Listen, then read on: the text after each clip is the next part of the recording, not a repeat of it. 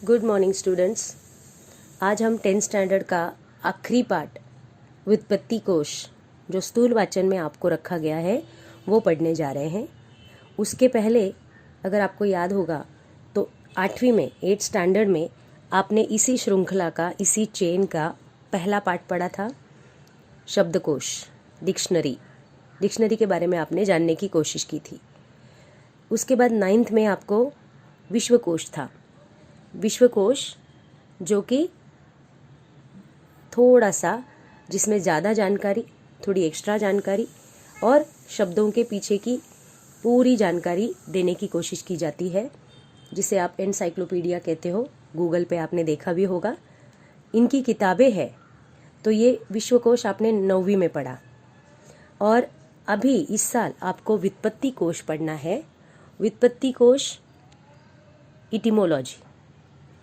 इसमें व्युत्पत्ति कोश, व्युत्पत्ति का अर्थ होता है ओरिजिन या उगम, या जहाँ से स्टार्ट हुआ, जहाँ से निर्माण हुआ।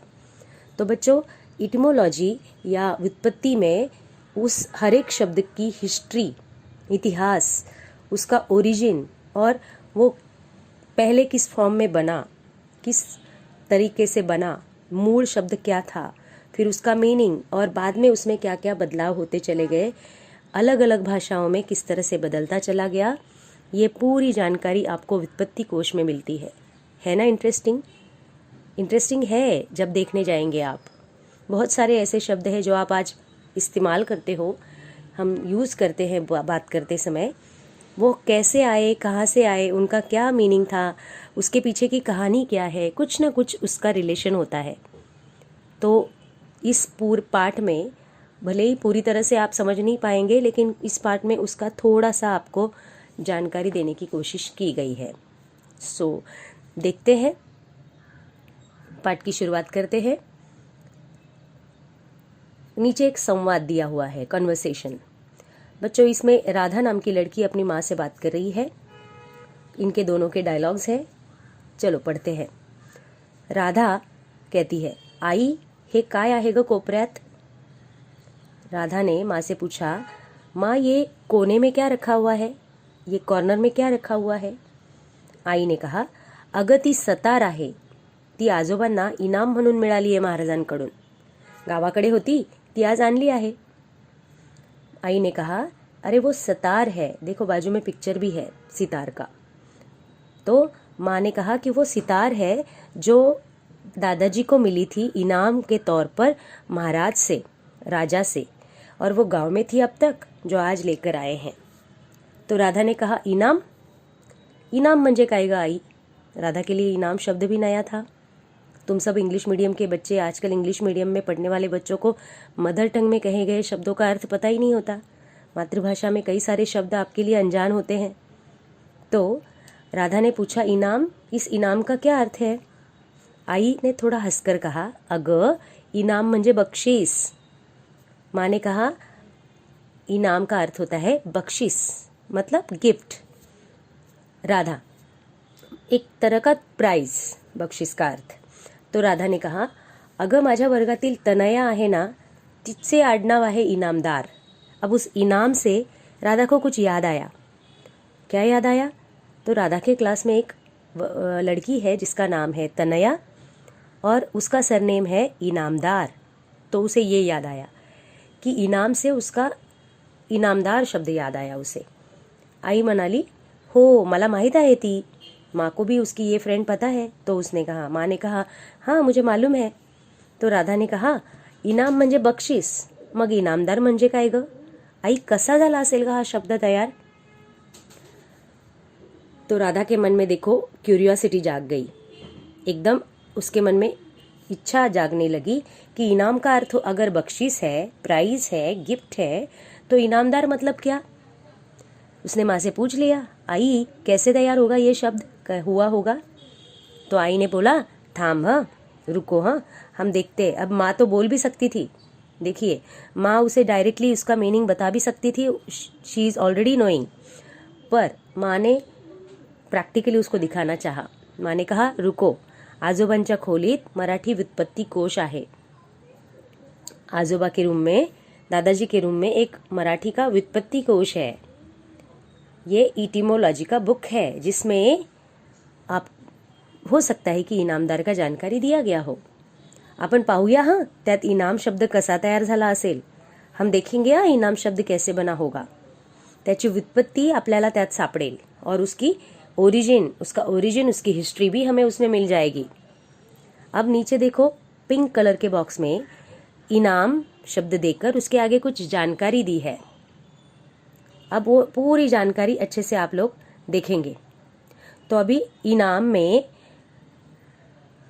देखिए, देख लीजिए आगे कि पिंक रंग में ये जो जानकारी दी है अच्छे से आपको दिखाई दे ही रहा होगा स्क्रीन पे. पढ़ लीजिए इसे. तो इनाम न डॉट दिया हुआ है और उसका अर्थ आगे दिया है कायमची देणगी, मोफत वतन, बख्शिस, प्राइज, गिफ्ट, इनाम, ग्रांट और नीचे ब्रैकेट में डाला हुआ है डॉट इन अधिक या प्लस आम इज इक्वल टू दिया है वरिष्ठांकडून देणगी. तो बच्चों इसका देखो जानकारी दिया हुआ है कि इनाम का अर्थ है हमेशा के लिए दिया गया डोनेशन या हमेशा के लिए दी गई वस्तु, किसी को हमेशा के लिए दे डाली हुई वस्तु डोनेशन का अर्थ होता है. और दूसरा अर्थ दिया है मोफत वतन. वतन मतलब जागीर या ऐसी वस्तु जैसे खेत होता है या घर होता है या गांव होता है, ऐसे मुफ्त में दिया हुआ वतन. पहले ज़माने में राजा महाराजाओं के ज़माने में, मुगलों के ज़माने में भी जब कोई सरदार या मतलब फौज में काम करने वाला व्यक्ति अगर कुछ अच्छा काम कर दिखाता हो तो उसे मुफ्त वतन या कोई ऐसे गांव बख्शिश में दिया जाता था या फिर कोई जागीर दी जाती थी. तो ये मुफ्त वतन. बख्शिश तो आपने ऊपर देखा, गिफ्ट, प्राइज, इनाम, ग्रांट, ऐसे शब्द इंग्लिश में दिए हुए हैं. और एक मज़ेदार बात देखिए बच्चों कि हमारा जो इनाम शब्द है ये इंग्लिश डिक्शनरी में भी एडेड है. अब नीचे उन्होंने ब्रैकेट में इन अधिक आम इज इक्वल टू वरिष्ठांकडून देणगी ऐसे व्युत्पत्ति कोश में मेंशन है. मतलब अरबी. ओरिजिन बताते हैं ना कहाँ से ये शब्द ओरिजिनली आया, फ्रॉम विच लैंग्वेज. तो वो अरबी भाषा से आया हुआ है. ओरिजिनली इट वाज इन अरबी. तो इन अधिक आम ऐसे बना हुआ है शब्द. शब्द कैसे बना है वो भी देखिए. इनाम ऐसे बना हुआ है, उसका अर्थ है बड़े अफसरों से मिला हुआ डोनेशन या बड़ों से मिला हुआ गिफ्ट. तो ये पढ़कर माँ ने कहा नीचे बघितलंस का राधा, हे इथे लिहिले आहे ना, म्हणजे हा अरबी भाषेतला शब्द आहे. आता आपण दार हा प्रत्यय शोधू. तो माँ ने कहा कि अब तक हमने क्या देखा, इनाम का अर्थ देखा, अब हम क्या देखेंगे, दार का अर्थ ढूंढेंगे. और दार ये शब्द क्या है, प्रत्यय है. अच्छा वन मिनट, एक और चीज़ रह गई कि ऊपर जो बॉक्स में इनाम के आगे न लिखा हुआ है, न का मतलब है नाम. बच्चों जो ग्रामेटिकली व्याकरण की दृष्टि से शब्दों का जो स्थान है वो भी शॉर्टकट में दिया जाता है, शॉर्ट फॉर्म में दिया जाता है. कोई शब्द अगर वर्ब है, कोई अगर एडजेक्टिव है, कोई अगर प्रेपोजिशन है या कोई बाकी कोई है जैसे कंजंक्शन है, ये सब पार्ट्स ऑफ स्पीच में आने वाले उनके स्थान, प्लेसेस, वहाँ पर हर एक शब्द के आगे दिए जाते हैं. तो नाम, नाउन, इनाम ये नाउन है इसलिए यहाँ पर दिया है न. ओके. अभी नीचे पिंक कलर के बॉक्स में देखिए दार.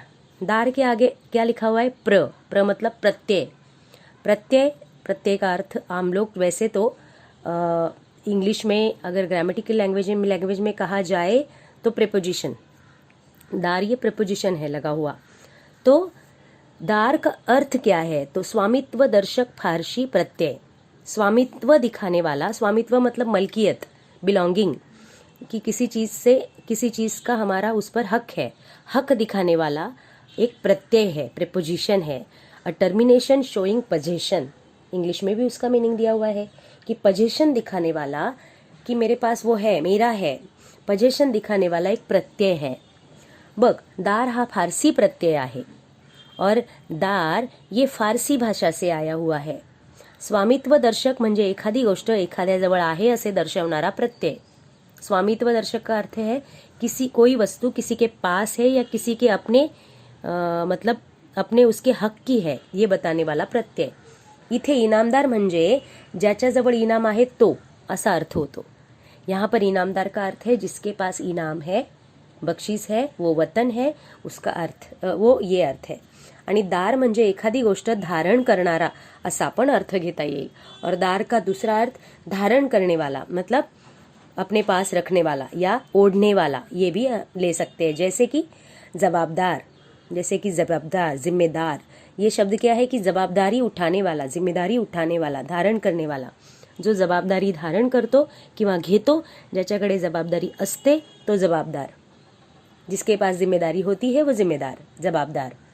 तसंच इनामदार म्हणजे ज्याच्याजवळ इनाम आहे किंवा ज्याने इनाम धारण केलेलं आहे, म्हणजेच ज्याला इनाम मिळालेला आहे असा माणूस। जिसको इनाम मिला हुआ है ऐसा व्यक्ति इनामदार, इसीलिए ये सरनेम्स दिए गए हैं उस जमाने में। राधा, आई ही माहिती किती छान है, आता मी नेहमी असे शब्द शोधत जाईल। राधा को बहुत इंटरेस्टिंग लगा ये सब, और राधा ने कहा कि ये तो बड़ा मज़ेदार है, मैं आगे से हमेशा शब्दों के अर्थ ढूंढने की कोशिश करूंगी। कहाँ से? व्युत्पत्ति कोश से। तो बच्चों, इस एग्जाम्पल से, उदाहरण से आपको कुछ इंटरेस्टिंग लगा तो आप भी थोड़ा सा कोशिश कीजिए, शब्दों को जानने की कोशिश कीजिए, उसके पीछे की कहानी को जानने की कोशिश कीजिए, उसके ओरिजिन को जानने की कोशिश कीजिए। ज्ञान तो मिलेगा ही, नॉलेज के साथ साथ कुछ इंटरेस्टिंग पता चलेगा। तो अगला पार्ट हम लोग अगले वीडियो में करेंगे। धन्यवाद।